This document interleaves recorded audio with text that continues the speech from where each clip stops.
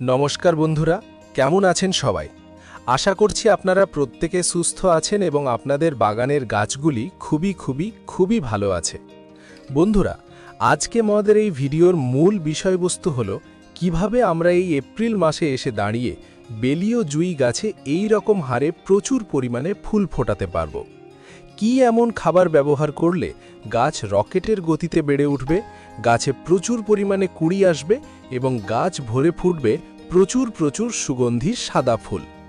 বর্তমানে এই এপ্রিল মাসে এসে দাঁড়িয়ে অধিকাংশ বন্ধুরাই কমেন্ট করে জানাচ্ছেন যে আমাদের বেলি বা জুঁই ফুলের গাছগুলি একদমই ভালো বৃদ্ধি হচ্ছে না। কেউ কমেন্ট করছেন গাছ একদমই ঝাঁকড়া হচ্ছে না, গাছে একদমই কুঁড়ি আসছে না, কুঁড়িগুলি আস্তে আস্তে হলুদ হয়ে ঝরে যাচ্ছে, পাতা ফ্যাকাশে হয়ে যাচ্ছে। এই প্রভৃতি নানান ধরনের সমস্যা দেখা দিচ্ছে আমাদের ছাদ বাগানের বেলি ও জুঁই ফুলের গাছগুলিতে।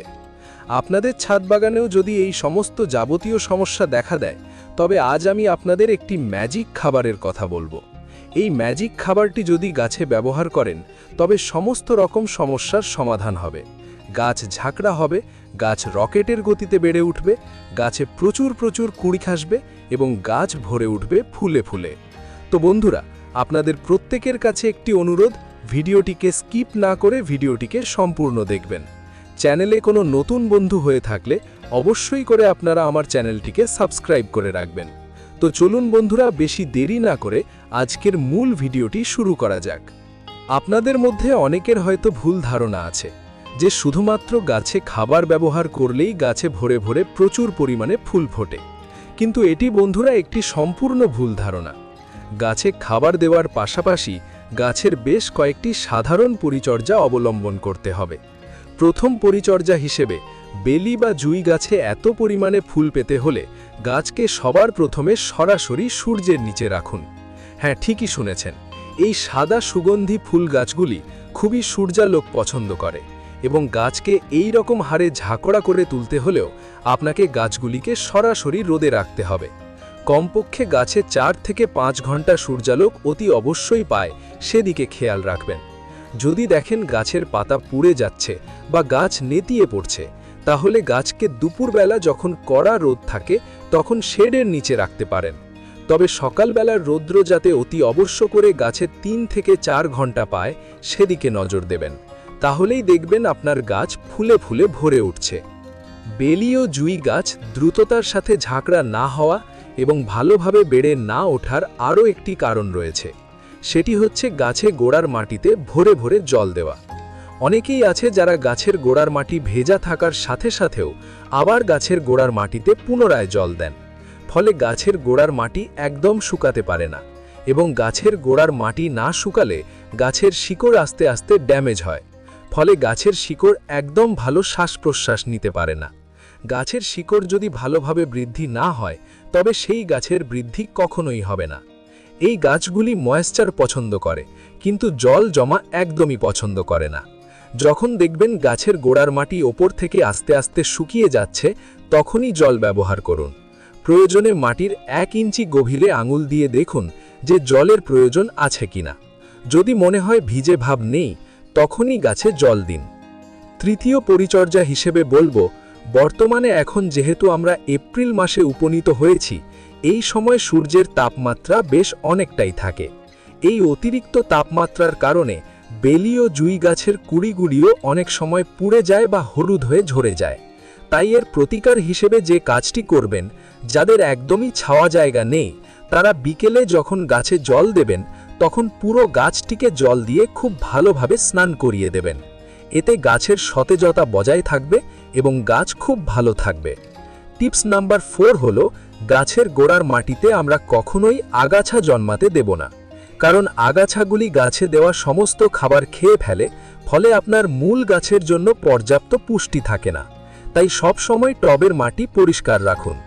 টিপস নাম্বার 5, কিভাবে আমরা আমাদের বেলি ও জুঁই গাছকে রকেটের গতিতে ঝাঁকড়া করে তুলব।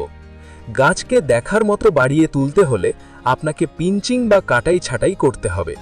যখন দেখবেন গাছের ডগায় ফুল ফুটে শুকিয়ে গিয়েছে বা ডালগুলি অতিরিক্ত লম্বা হয়ে যাচ্ছে, তখন সেই ডগাগুলি আপনারা কাটাই ছাঁটাই করতে পারেন। এই এপ্রিল মাসে আপনারা গাছের সফট প্রুনিং করুন। ডালগুলিকে ডগা থেকে কেটে দেবেন, ফলে সেখান থেকে আরও নতুন নতুন অনেকগুলো করে ব্রাঞ্চেস আসবে। মনে রাখবেন, যত বেশি গাছে নতুন ডাল হবে তত বেশি সেই গাছ থেকে আপনারা ফুল পাবেন। টিপস নাম্বার 6 হলো শুকনো ফুল গাছে রাখবেন না। বেলি বা জুঁই ফুল ফুটে যাওয়ার পর যখন সেটি শুকিয়ে যায় তখন সেই বোটা সহ শুকনো ফুলটি কেটে ফেলে দিন। গাছে শুকনো ফুল রাখা হলে গাছে ফাঙ্গাসের আক্রমণ হয় এবং গাছ নতুন কুঁড়ি আনার শক্তি হারিয়ে ফেলে। তাই ফুল শুকিয়ে গেলেই সাথে সাথে তা পরিষ্কার করে দেবেন। বর্তমানে এই অসময়ের বৃষ্টিতে গাছে প্রচুর পরিমাণে ছত্রাক বা ফাঙ্গাসের আক্রমণ হয়ে থাকে। এই ফাঙ্গাসের আক্রমণ যাতে আমাদের গাছে না হয় তার জন্য খুব ভালো মানের একটি ফাঙ্গিসাইড প্রয়োগ করতে হবে। 1 লিটার জলে 1 চামচ সাফ বা ব্লাইটক্স বা ব্যাভিস্টিন খুব ভালোভাবে মিশিয়ে সপ্তাহে 1 থেকে 2 বার প্রতিটি গাছে স্প্রে করবেন। বিশেষ করে বৃষ্টি হওয়ার পরই এটি প্রয়োগ করা খুব জরুরি। এখন আসি সেই ম্যাজিক খাবারের কথায়।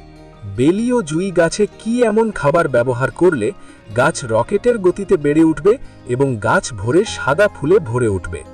এই খাবারটিকে ব্যবহার করার মাত্র 1 সপ্তাহ পর আপনার গাছ ফুলে ফুলে ভরে উঠবে। বন্ধুরা, এটি হলো NPK 10-26-26 বা সুফলা। এটিকে বাজারে গিয়ে আপনারা সুফলা নামে খুঁজলে খুবই সহজে পেয়ে যাবেন। এই সারটিতে রয়েছে 3টি উপাদান: নাইট্রোজেন, ফসফরাস এবং পটাশিয়াম, অর্থাৎ NPK। এটি ব্যবহারের নিয়ম হচ্ছে প্রত্যেক গাছের টব অনুযায়ী, অর্থাৎ 8 থেকে 10 ইঞ্চি টবের জন্য 8 থেকে 10টি দানা, বা বড় টব হলে 15টির মতো দানা টবের ধারের দিক বরাবর দিয়ে দেবেন। দানাগুলি ছড়িয়ে দেওয়ার পর গাছে আপনারা ভরপুর জল দিয়ে দেবেন। এই খাবারটিকে আপনারা গাছে ব্যবহার করবেন মাসে 2 বার অথবা 15 দিন পর পর। এই খাবারটিকে ব্যবহার করার মাত্র 1 সপ্তাহ পরই আপনারা রেজাল্টটি হাতে নাতে পাবেন। এই খাবার ব্যবহার করার 1 সপ্তাহ পর আপনি টবের মাটিতে যে কোনো তরল সার প্রয়োগ করতে পারবেন। গাছ রকেটের গতিতে বেড়ে উঠবে, গাছ দ্রুততার সাথে ঝাঁকলা হবে এবং গাছ ভরে প্রচুর প্রচুর ফুল ফুটবে। আমি আমার গাছে এত পরিমাণে ফুল পাই তার গোপন রহস্যই হলো এই খাবার। আপনারা অনেকেই জানতে চান যে গাছে কি খাবার দিলে এত ফুল ফোটে। তো বন্ধুরা, এই হচ্ছে সেই আসল ম্যাজিক খাবার। এই খাবারটি এবং যে কয়েকটি পরিচর্যার কথা বললাম সেগুলি যদি আপনারা সঠিকভাবে মেনে চলেন তবে আপনাদের বাগানও সুগন্ধে এবং ফুলে ফুলে ভরে উঠবে। ভিডিওটি যারা এতক্ষণ ধৈর্য সহকারে দেখলেন আপনাদের প্রত্যেককে অসংখ্য অসংখ্য ধন্যবাদ। ভিডিওটি যদি বন্ধুরা আপনাদের একটুও ভালো লেগে থাকে বা কাজের বলে মনে হয় তবে ভিডিওটিকে একটি লাইক করে দেবেন এবং কমেন্ট করে জানাবেন কেমন লাগলো। আর অবশ্যই করে আপনারা আমার চ্যানেলটিকে সাবস্ক্রাইব করে রাখবেন এবং বেল আইকনটি প্রেস করে রাখবেন যাতে আমার নতুন ভিডিও সবার আগে আপনার কাছে পৌঁছে যায়। এবং ভিডিওটি অন্যান্য বাগানপ্রেমী বন্ধুদের কাছে শেয়ার করবেন যাতে তারাও খুব সহজে ছাদ বাগান করতে পারে। তো বন্ধুরা, দেখা হচ্ছে আবার অন্য কোনো ভিডিও নিয়ে। ততক্ষণ সবাই সুস্থ থাকবেন, ভালো থাকবেন এবং আমার ভিডিও দেখতে থাকবেন। ধন্যবাদ।